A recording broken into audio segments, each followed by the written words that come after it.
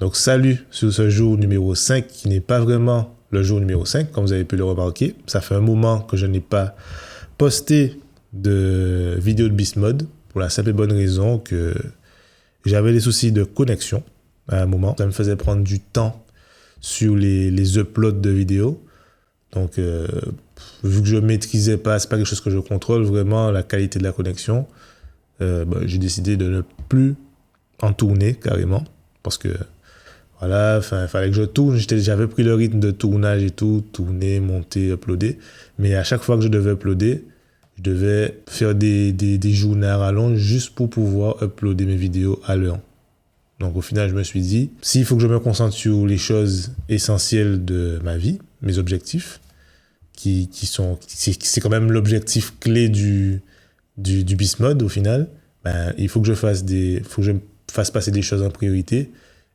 Et voilà. Et vu que je pouvais de toute façon pas changer les choses, mais je me suis dit que j'arrêterais carrément de tourner.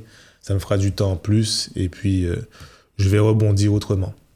D'ailleurs, on va en parler dans cette vidéo. Donc, alors, la première chose, donc le retour par rapport à ce qui s'est passé, ce qui se passe pour moi aujourd'hui et depuis le jour numéro 4, c'est que j'ai décidé, comme j'ai dit, de me concentrer sur l'objectif le plus important de ma vie actuellement, qui est de créer un nouveau business sur Internet, avec lequel je suis le plus aligné. Donc un business sur Internet qui est le plus aligné avec moi, surtout, et avec ce que je veux faire dans la vie, parce que je trouve que c'est la chose la plus importante et qu'il ne faut surtout pas oublier. Et je trouve que je m'étais pas mal oublié ces dernières années dans ce que je faisais, et c'est, je pense, pour ça que j'ai pris autant de temps à lancer ce business. On en parlera un petit peu plus tard dans la vidéo aussi. Donc voilà, c'est le truc le plus important. J'avais comme objectif aussi de relancer ma chaîne principale, ma chaîne YouTube principale. Je l'ai lancée. Donc j'ai lancé ma chaîne YouTube principale. J'ai tourné 2 vidéos, mes 2 premières vidéos de l'année 2024. Ça s'est très bien passé. Le problème, c'est que, comme j'en avais parlé déjà dans mes vidéos précédentes par rapport au Beast Mode, c'est que je suis beaucoup trop dans les détails. C'est-à-dire que vous savez, le game de YouTube, c'est un petit peu professionnalisé ces dernières années, et surtout ces 2 dernières années, où on voit des vidéos beaucoup plus montées, beaucoup plus dynamiques, etc., etc. Et moi, je sais pas, mon cerveau s'est dit que ce serait une bonne idée d'essayer de faire ça moi seul de mon côté, sachant que j'ai déjà un business à gérer. Je dois créer un nouveau business, et en plus, j'ai ma vie de salarié à côté, plus ma vie perso. Donc voilà, c'est pas mon cerveau. Le côté perfectionniste n'est jamais trop bon. C'est pas pour rien qu'on dit que c'est pas trop bon. Ça peut être bon à certains moments, mais là, c'est pas le cas. J'ai toujours voulu faire, je veux faire la meilleure chose, la meilleure vidéo possible dans tous les domaines de ma vie. Et c'est vrai que sur YouTube, j'ai eu ce problème-là. Et je sais pas si ça s'est remarqué, mais de toute façon, ça se voit dans mes vidéos que j'ai sorties jusqu'à maintenant.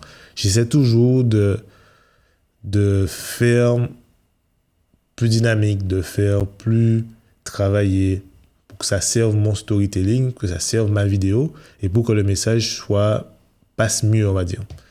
Et j'ai mis tout ça en perspective et je me suis dit, en fait, peut-être que je devrais, comme pour le business au final, revenir aux bases. Donc revenir aux bases, faire plus simple, tout en étant dynamique, plus ou moins, mais pas poussé dans les détails. Donc voilà, je pense que c'est un juste milieu à trouver, parce que on sait très bien que si on veut faire une chaîne YouTube fonctionner, juste avoir une petite réussite sur les réseaux, il faut être un petit peu plus régulier. Et si je continue comme ça avec des vidéos super travaillées qui me prennent une semaine, parfois 10 jours à sortir, voire plus, ça dépend de la vidéo, je vais pas m'en sortir en fait. C'est quelque chose que j'ai envie de faire, je vais pas vous mentir, c'est quelque chose que j'aime. J'adore transmettre des idées sous une forme qui me plaît en plus, donc ça me rend fier de sortir des vidéos comme ça. Le souci, c'est que ça peut très vite être chronophage et il faut être efficace, et quand il faut être efficace, il faut faire passer des choses en priorité. Et du coup, j'ai décidé de faire passer la régularité et l'efficacité en priorité, et de diminuer, on va dire, le travail en post-production. Et même au niveau du tournage, plus faire des vidéos comme ça, moins scriptées, avec des bullet points, comme je fais actuellement avec ce format de Bismode, et sortir mes vidéos là où je vais plus monter la vidéo, un peu plus monter quand même la vidéo que ce que c'est actuellement, parce que c'est pas le but de ma chaîne principale de sortir des vidéos comme ça. Mais voilà, je pense que c'est un bon juste milieu pour pouvoir être plus régulier. Et de toute façon, on verra si j'arrive à tenir. Mais ça fait j'ai beaucoup trop de sujets à traiter sur ma chaîne YouTube pour que ça reste là dans mes notes et tout. Parce que on va dire que ça fait un bon moment que j'ai toutes mes notes, mais vu que je prends une plombe à sortir une vidéo après l'autre, malheureusement, les sujets s'enchaînent, les sujets s'entassent et ça ne sort pas sur la chaîne et ça ne sert à rien en fait.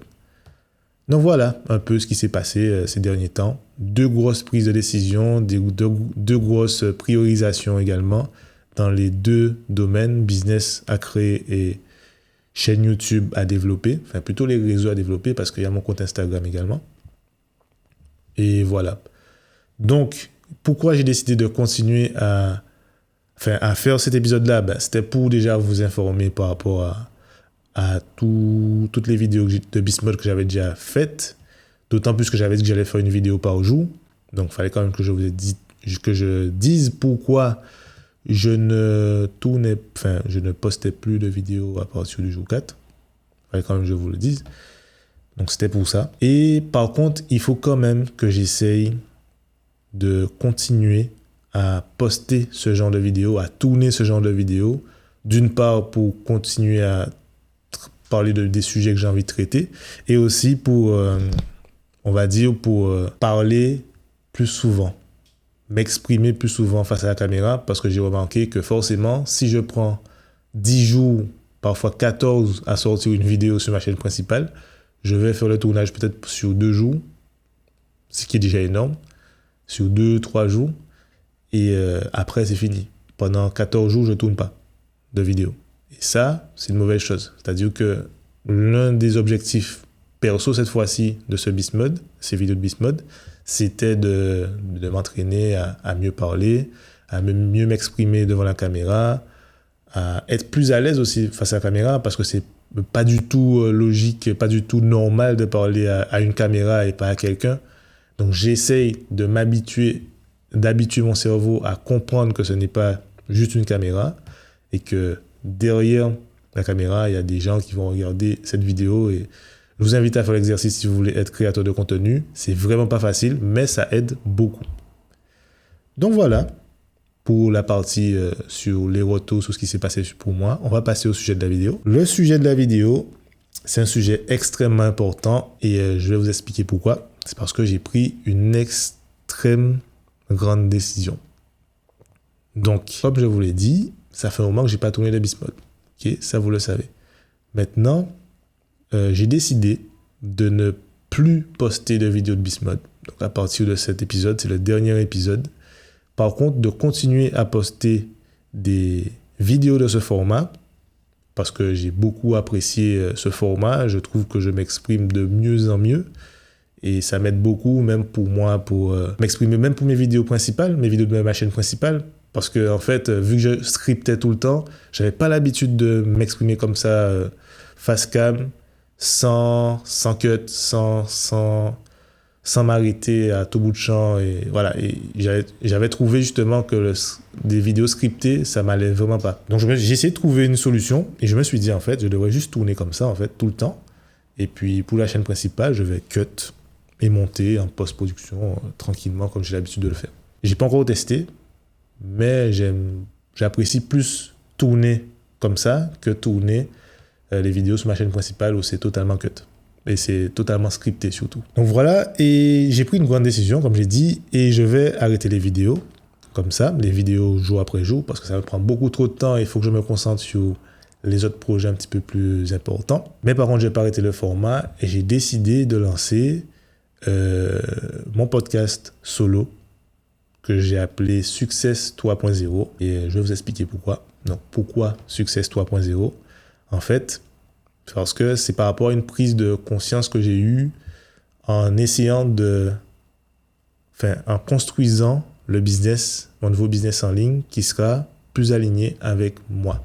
Je m'explique. En gros, si vous voulez, depuis ces dernières années, j'ai un business de prestation de services, de marketing digital, une agence de marketing digital. Donc, je fais de la prestation de services. Si vous voulez, au début, je faisais toute la prestation tout seul. Maintenant, j'essaie de déléguer à d'autres personnes, d'autres collaborateurs, mode SMMA, pour ceux qui connaissent. Mais ce n'est pas quelque chose qui me plaît vraiment. C'est-à-dire que j'ai décidé de continuer à travailler au McDo en tant que salarié pour la simple et bonne raison que j'ai une approche à l'argent qui est assez spéciale. Qui est assez spéciale. Je pense qu'on devrait tous avoir cette approche parce qu'en fait, j'estime que si je ne peux pas faire quelque chose, ce qui me permet de gagner de l'argent aujourd'hui, si je sais que je ne peux pas le faire sur le très long terme, parce que c'est pas aligné avec moi, parce que c'est trop fatigant, parce que c'est trop usant, je sais pas. Si aujourd'hui je peux pas dire que je peux faire cette chose pendant très très très longtemps, des années et des années, sans m'enlacer, sans que ça me nique ma santé, sans que ça me déprime, je préfère ne pas utiliser l'argent que me génère cette activité pour augmenter mon style de vie, pour changer mon style de vie d'une quelconque manière. Pourquoi ? Parce que quand on fait ça, on s'oblige à faire cette activité pour pouvoir gagner l'argent, pour pouvoir maintenir notre style de vie. Donc ça, c'est un peu mon point de vue là-dessus. Et une fois que j'ai compris ça avec la prestation de service, en fait, je me suis dit que je continue l'activité à côté. Par contre, je ne me verse pas d'argent parce que je ne veux pas avoir à dépendre de cette activité qui, selon moi, ne va pas me rendre heureux sur le très long terme. Et c'est là où je voulais en venir, en fait, par rapport à ce podcast Success 3.0. C'est par rapport à une mentalité que j'aimerais véhiculer, des valeurs que j'aimerais véhiculer concernant le business et surtout le business en ligne. Parce que quand on lance un business en ligne, en gros, on veut être plus libre. On cherche à être plus libre, plus heureux, on veut voyager, on veut gagner de l'argent. En général, les arguments qu'on retient, c'est gagner de l'argent pendant que vous dormez, pendant que vous êtes avec votre famille, pendant que vous êtes en vacances. C'est un peu ça, c'est gagner de l'argent sans travailler plus. Et d'ailleurs, l'un des livres le plus connu dans le domaine, c'est La semaine de 4 heures.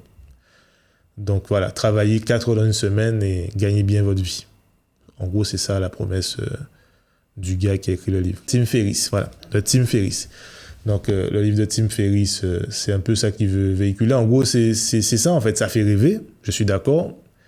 Est-ce que c'est réalisable ? Oui, je pense. C'est vraiment réalisable. Mais encore faut-il avoir la bonne mentalité et ne pas se laisser influencer. Et c'est là où je voulais vous amener dans cette vidéo. En fait, je lance ce podcast Success 3.0 parce que pour moi, c'est la nouvelle version qui existait déjà avant. Il y a beaucoup d'entrepreneurs des gros entrepreneurs en plus qui avaient ce modèle-là. Mais de nos jours, si vous voulez, il y a maintenant de nouveaux types de business sur Internet, des business en ligne, où là, on crée vraiment des grosses usines, des trucs vraiment... je parle par exemple de la formation en ligne, où on a du coaching et de l'accompagnement. Je ne dis pas que c'est une mauvaise chose, mais je ne trouve pas que les gars soient heureux vraiment à faire ça sur le très long terme. C'est plus stressant, je trouve, qu'autre chose. Encore une fois, je ne dis pas que c'est une mauvaise chose, tu peux le faire de façon ponctuelle, mais avoir que ça comme produit à vendre, selon moi, ça peut être très stressant et très usant sur le très long terme. Parce que qui dit produit haut de gamme à étiquette dit aussi stress haut de gamme. Voilà. Ça dit aussi, quand tu as un produit haut de gamme, les attentes derrière sont plus importantes, l'accompagnement est plus poussé et forcément, le temps que tu as de mettre cette machine-là en route, ça prend du temps, c'est du stress.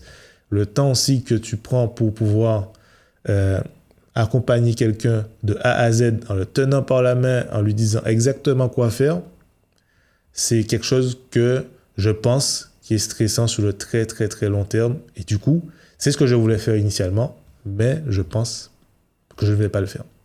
Ou peut-être que je le ferai, mais de façon ponctuelle avec un groupe de personnes restreint et peut-être sur une cohorte bien précise qui ne se répliquera pas, quoi. C'est-à-dire que c'est une cohorte pour l'année, si par exemple c'est sur 12 mois, mais ce sera pas deux cohortes sur une année, quoi. Donc ça fera un petit peu trop. Et même si je pense, voilà. Donc en gros, c'est ça, on va revoir le paradigme du business. C'est un peu les valeurs que je vais véhiculer à partir de maintenant. C'est ça, c'est revoir les paradigmes du business et remettre son bonheur au centre de tout. On va pas optimiser notre business uniquement pour le profit, mais on va aussi l'optimiser pour notre bonheur. D'ailleurs, je dois sortir une vidéo sur les KPI qui doit sortir peut-être, je dis bien peut-être, parce que je dois tester ce nouveau format et monter aussi, uploader, mais ça devrait aller normalement. Je dois sortir une vidéo sur les KPI qu'on devrait peut-être optimiser dans notre vie, les KPI que je pense qu'on devrait optimiser dans notre vie.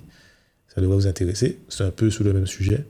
Et voilà, et je pense que les KPI clés, déjà pour le business, ce serait le profit, mais sans oublier notre bonheur.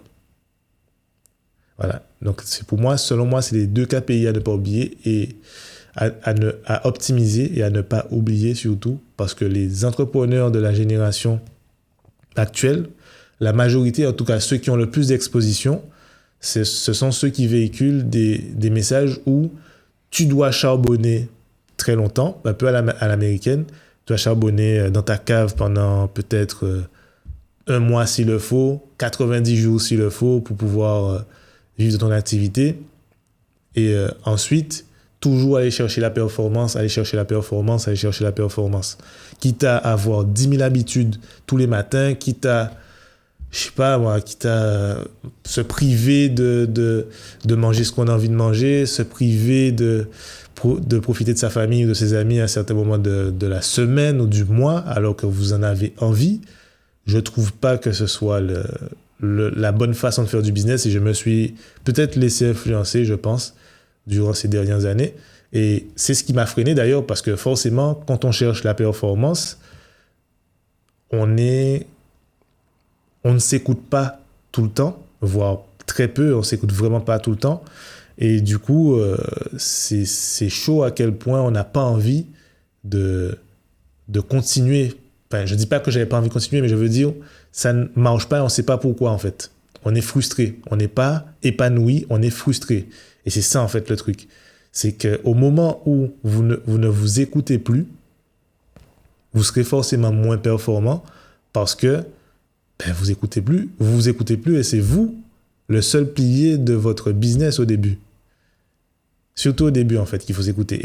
Et c'est pour cette raison que maintenant j'ai totalement changé les choses et j'essaie de faire le moins de choses possibles que je déteste.